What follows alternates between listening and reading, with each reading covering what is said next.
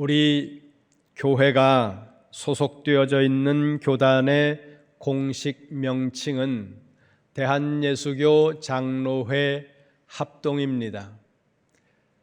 우리 교단의 신학교는 사당동에 있는 총신이고 신학대학원은 양지에 있습니다.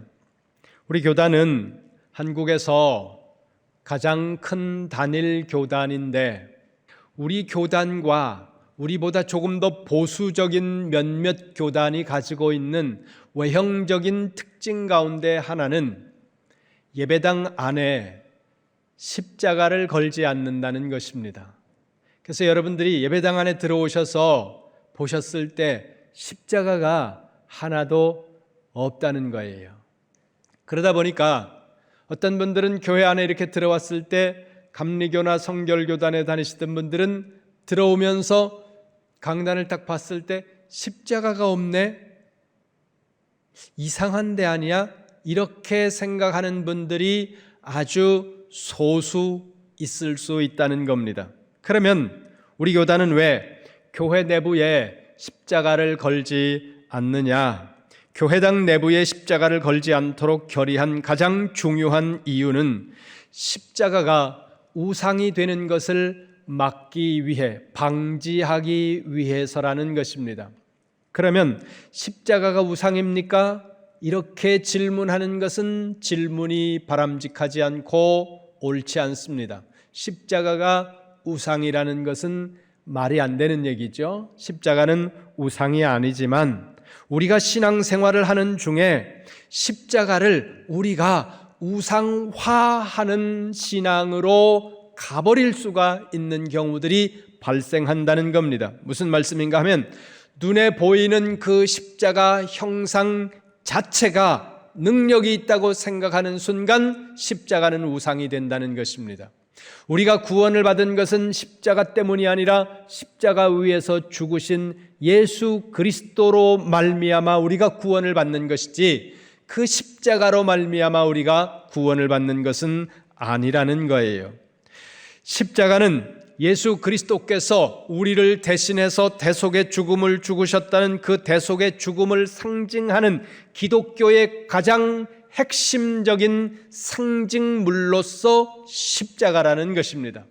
그러나 우리의 구원은 그 십자가를 지고 죽으신 예수 그리스도의 대속의 죽으심과 예수 그리스도의 부활하심, 그 예수 그리스도로 말미암아 우리는 구원을 얻는다는 거죠. 사람들은 추상적인 사실이나 혹은 지식, 경험들을 대표성을 띤 어떤 기호나 사물 혹은 구체적인 모양을 가지고 있는 어떤 것들로 표현하기를 즐겨하고 있습니다.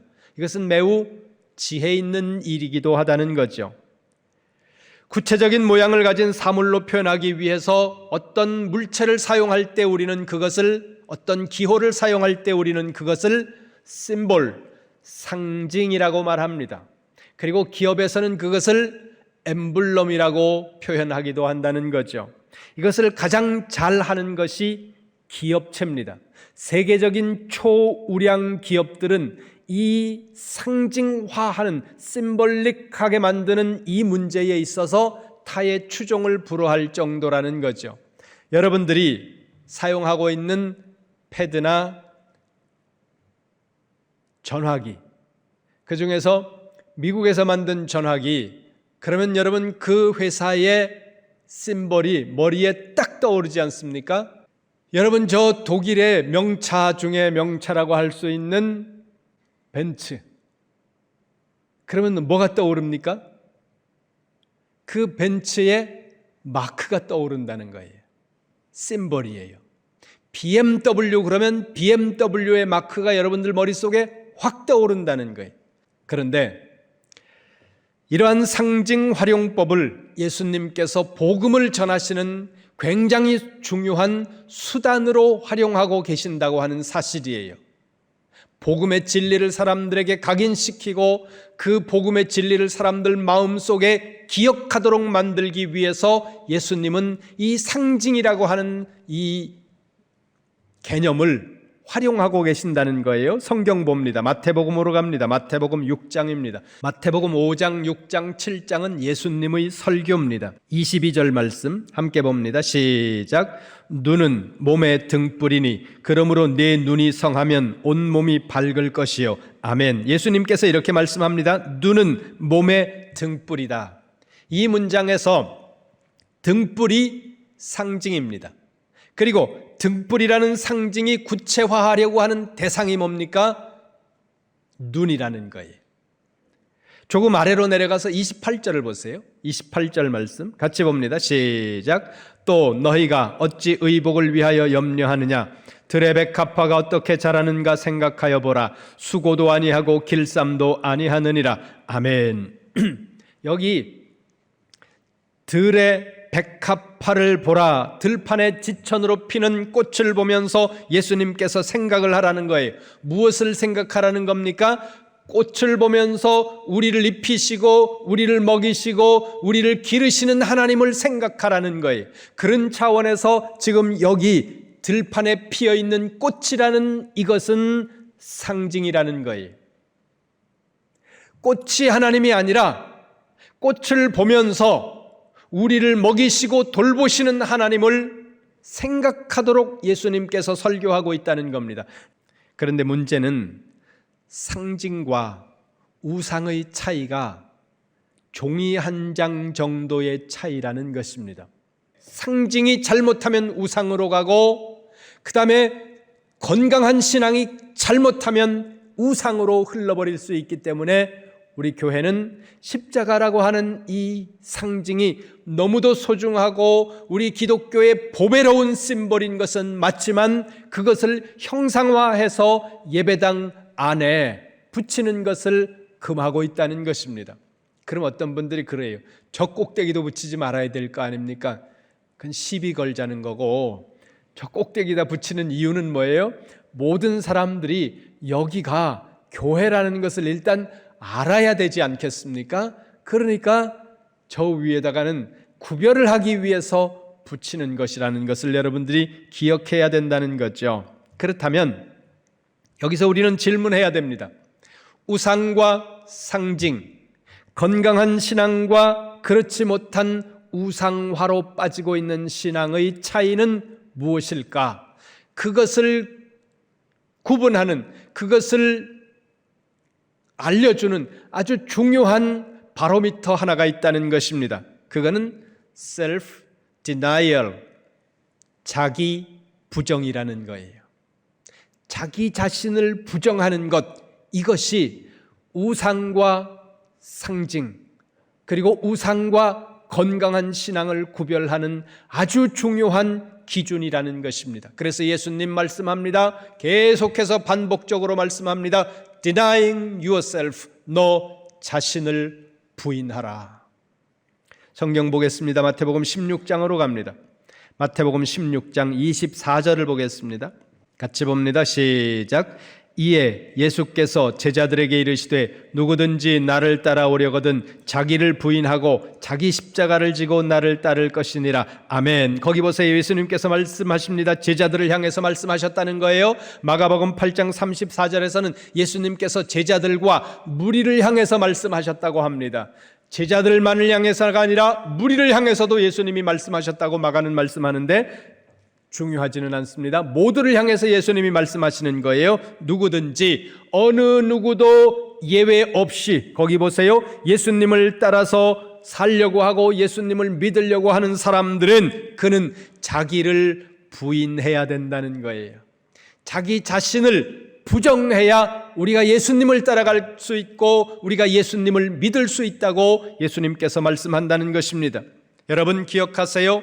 자기를 부인하면 신앙이 되고 자기를 부인하면 하나님을 보여주는 참된 심볼이 되지만 자기를 부인하지 못하면 다른 사람을 부인하게 되고 자기를 부인하지 못하면 그 순간부터 나도 내가 가지고 있는 것도 우상으로 빠질 수 있다고 하는 사실을 우리가 기억해야 된다는 것입니다.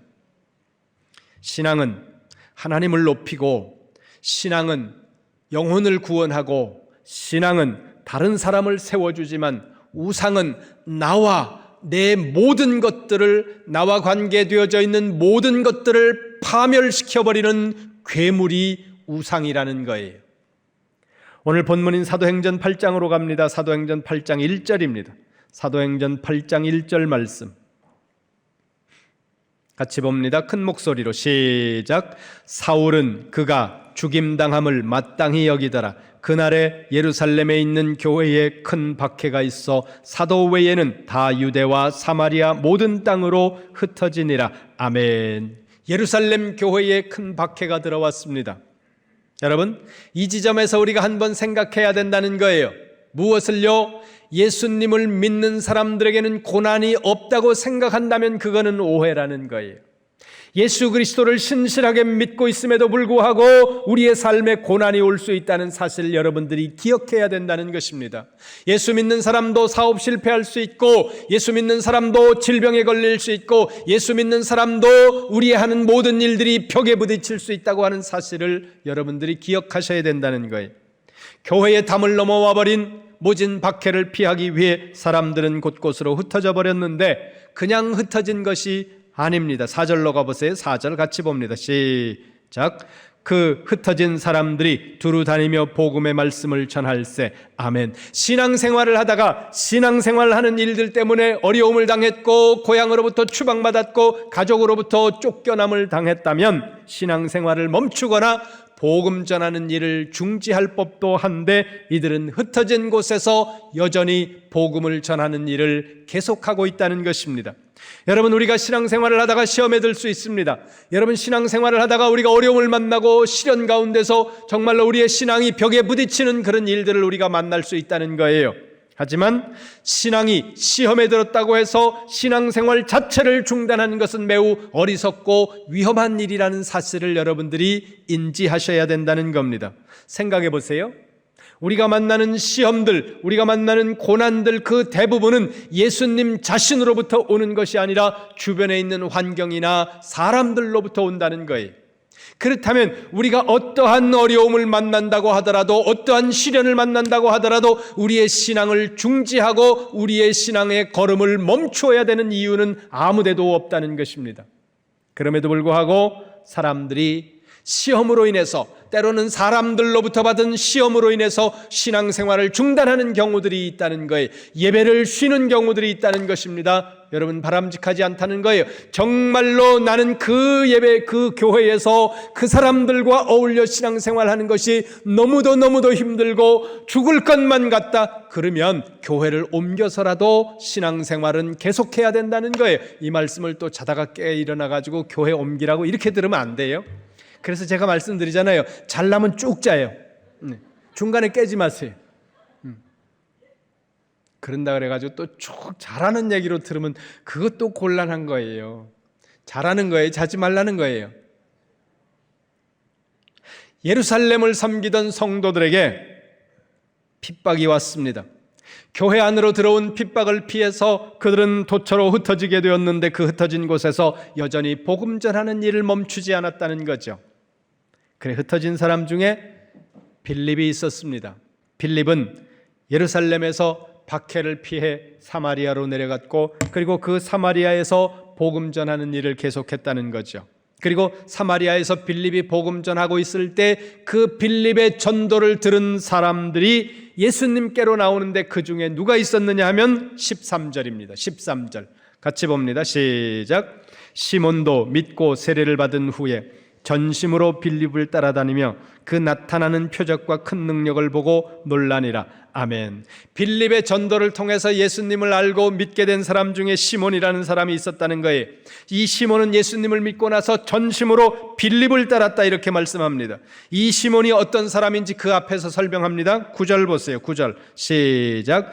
그 성에 시몬이라 하는 사람이 전부터 있어 마술을 행하여 사마리아 백성을 놀라게 하며 자칭 큰 자라 하니. 아멘. 그는 마술사였다는 거예요. 오늘날의 마술사와는 조금 다릅니다, 결이. 어찌됐든 그는 마술하는 사람이었고, 그 일을 통해서 많은 사람들에게 즐거움과 놀라운 일들을 행하는 사람이었고, 그로 말미암아 그는 스스로 위대한 사람인 척 그렇게 행동을 하는 사람이었다는 거예요. 그러니까 이 사람은 약간 자기를 과시하고 자기 자기를 과장하는 성향을 가지고 있는 사람이었습니다. 그런데 어느 날 예루살렘 교회가 사마리아로 사도들을 보냅니다. 그 중에 베드로와 요한이 이 사마리아로 내려오게 되는 거지요. 14절입니다. 14절 같이 봅니다. 시작. 예루살렘에 있는 사도들이 사마리아도 하나님의 말씀을 받았다 함을 듣고 베드로와 요한을 보내매. 아멘. 두 사도가 내려와서 17절 보세요. 17절 시작. 이에 두 사도가 그들에게 안수함에 성령을 받는지라. 아멘. 사도들이 두 명이 내려가서 사마리아에서 성도들에게 안수를 할 때 그들에게 성령이 임하는 역사가 일어났습니다.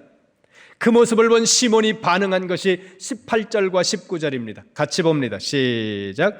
시몬이 사도들의 안수로 성령 받는 것을 보고 돈을 들여 이르되 이 권능을 내게도 주어 누구든지 내가 안수하는 사람은 성령을 받게 하여 주소서 하니. 아멘. 사도들이 안수할 때 성령이 임하면서 사람들에게 다양한 현상과 은사들이 나타나자 내가 돈 낼 테니까 그거 나도 좀 하게 해주세요 이러고 시몬이 지금 사도들에게 요청을 하는 겁니다. 내가 누군가에게 안수할 때 그러니까 시몬이 말하는 거예요. 시몬이 내가 누군가에게 이렇게 머리에 손을 얹으면 지금 사도 베드로와 사도 요한이 안수할 때 일어나는 그 놀라운 역사들이 자기를 통해서도 나타나기를 원하는 마음을 가지고 그거 내가 돈 줄 테니까 나도 좀 하게 해주세요. 나도 그 능력을 살 수 있도록 그렇게 해주세요. 이렇게 말하고 있다는 거예요.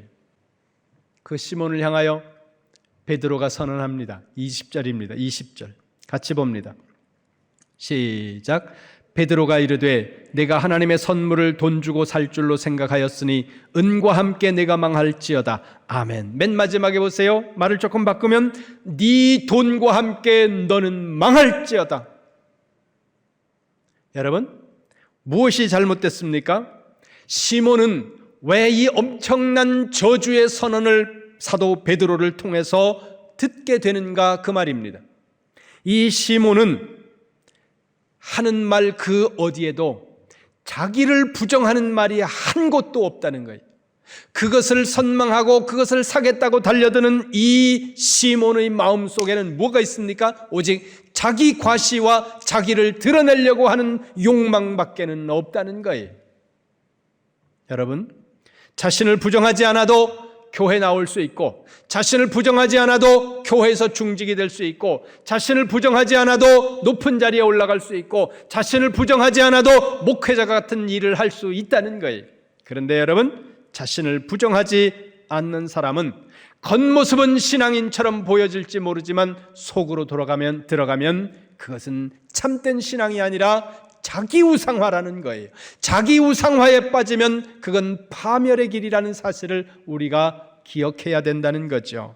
여러분, 건강하고 바른 신앙은, 참된 신앙은 끊임없이 자기를 부인하고 자기를 부정하는 거예요. 나를 죽이고 나를 부인하는 신앙이 참된 신앙이라는 겁니다. 자신을 부인하는 신앙은 하나님을 드러내고 하나님을 바라보고 하나님을 상징하지만, 그래서 우리를 볼 때 사람들이 하나님을 보게 만들지만, 자신을 부인하지 않는 신앙은 자신을 드러내고 자신을 가르치고 그리고 자신을 높이기 때문에 결국은 하나님께서 바벨탑을 무너뜨리는 것처럼 그를 무너뜨리신다는 거예요. 성경을 조금만 앞으로 넘겨봅니다. 사도행전 3장으로 갑니다. 사도행전 3장 1절입니다. 같이 봅니다. 시작. 제9시 기도 시간에 베드로와 요한이 성전에 올라갈새. 아멘. 베드로와 요한이 기도 시간이 다가와서 성전으로 기도하러 가고 있었습니다. 그런데 그들의 눈에 나면서부터 안진뱅이로 살아온 사람의 모습이 들어왔다는 거죠. 모름지기 그는 거린이었습니다. 그 거린을 향해 사도 베드로가 선언합니다. 6절입니다. 6절 같이 봅니다. 시작. 베드로가 이르되 은과 금은 내게 없거니와 내게 있는 것을 네게 주노니 나사렛 예수 그리스도의 이름으로 일어나 걸으라 하고. 아멘. 베드로의 선언의 결과가 뭡니까? 8절입니다. 8절 시작. 뛰어 서서 걸으며 그들과 함께 성전으로 들어가면서 걷기도 하고 뛰기도 하며 하나님을 찬송하니. 아멘. 나면서부터 한 번도 걸어본 적 없는 사람이, 일어나 본 적이 없는 사람이 서서 뛰면서 성전을 향하여 들어갔다는 거예요. 엄청난 모습이죠. 이 모습을 보면서 수많은 사람들이 환호하고 수많은 사람들이 베드로와 요한을 주목했겠죠. 그때 베드로가 이렇게 말합니다. 12절입니다. 12절, 3장 12절 같이 봅니다. 시작. 베드로가 이것을 보고 백성에게 말하되 이스라엘 사람들아, 이 일을 왜 놀랍게 여기느냐? 우리 개인의 권능과 경건으로 이 사람을 걷게 한 것처럼 왜 우리를 주목하느냐? 아멘. 무슨 말입니까? 우리 개인의 능력과 우리 개인의 경건함이 이 일들을 이루는 것이 아니라는 거예요. 우리가 많이 기도했기 때문에 이 일들이 일어난 것이 아니고, 내가 거룩하게 살았기 때문에 이 일이 일어난 것이 아니고, 이 일은 하나님이 친히 하시는 일이다. 뭐예요? 자기 부정이에요. 자기를 빼버린다는 거예요. 모든 것이 누구를 바라보게 만듭니까? 하나님을 바라보게 만든다는 거예요. 여러분, 자기를 부정해야 됩니다. 우리 자신을 부인해야 된다는 거예요. 우리도 실수가 많고 우리가 연약한 사람이고 당신들과 똑같은 사람입니다. 그러면서 하나님이 우리를 통해서 놀라운 일들을 행하셨더라도 내가 그 일을 했노라고 나에게 시선을 모으는 것이 아니라 모든 사람들의 시선이 하나님께로 향하도록 만드는 상징으로서의, 심볼로서의 사도로 남을 때, 사도 베드로도 사도 바울도 그들이 위대한 하나님의 종들이 되었지만, 시몬과 같이 그 능력을 돈을 주고라도 사서 자기에게 주목시키려고 하는 그 마음은 바로 우상화로 가는 길이고 우상화에 빠지는 어리석은 길이라는 사실입니다. 우리의 마음 속에는 자기를 드러내고 우리가 주목받고 싶은 본능적인 욕구를 우리는 모두 다 가지고 있는 사람들이에요. 그래서 아담과 하와는 그 욕구 때문에 선악과를 움켜쥐었고, 그 욕심 때문에 가인은 돌을 들어 동생의 머리를 내려쳤고, 그 욕심 때문에 창세기 11장의 사람들은 탑을 하늘에까지 쌓으려고 도전을 합니다. 그 욕심 때문에 롯의 아내는 뒤를 돌아보게 되고, 그 본능 때문에 사울은 하나님의 말씀에 불순종하게 되고, 그 본능 때문에 가룟 유다는 예수님을 파는 자리로 갔다는 것입니다. 이 본능이 오늘 우리 안에도 있어요. 이 열망이, 이 갈망이 오늘 우리 안에 있다는 거예요. 나의 지식을 자랑하고 나의 재물을 자랑하고 나의 빼어남을 자랑하고 나 자신을 드러내려고 하는 이런 마음들이 우리 모두에게 있다는 거예요. 그것을 부정하는 것이 신앙의 과정입니다. 내가 아니라 하나님께 주목하게 만들고, 내가 아니라 주님이 드러나도록 살아가는 사람들, 그들이 바로 신실한 하나님의 사람이라는 거죠.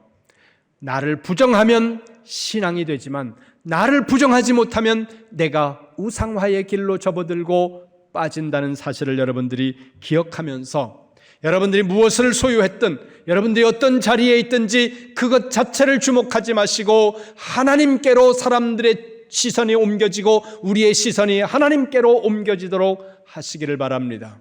그렇지 않으면 우리가 시몬과 같은 책망과 저주의 선언에서 제외되지 않을 수도 있다는 사실입니다. 그래서 사도 바울은 고린도전서 15장 31절 맨 마지막에서 이렇게 말합니다. 나는 날마다 죽노라. 뭐예요? 매일매일 나를 부정한다는 거예요. 매일매일 나를 부인하고 나를 죽이고 그리스도가 내 안에서 살도록, 나를 통해서 그리스도가 드러나도록, 하나님이 드러나도록, 복음이 증거되도록 산다는 거죠. 이게 뭐예요? 이게 신앙생활이라는 겁니다. 모든 것을 다 버리고 가난하게 살라는 얘기가 아닙니다. 하나님이 여러분에게 주신 그 모든 것을 신앙을 위한 상징으로 활용하시고, 하나님이 여러분 자체를 신앙의 상징으로 삼으실 수 있도록 끊임없이 여러분을 부정하고 또 부정함으로 말미암아 하나님이 드러나도록, 여러분을 통해 복음이 드러나도록 살아가시는 우리 이름교회 모든 성도가 되시기를 주님의 이름으로 축원합니다.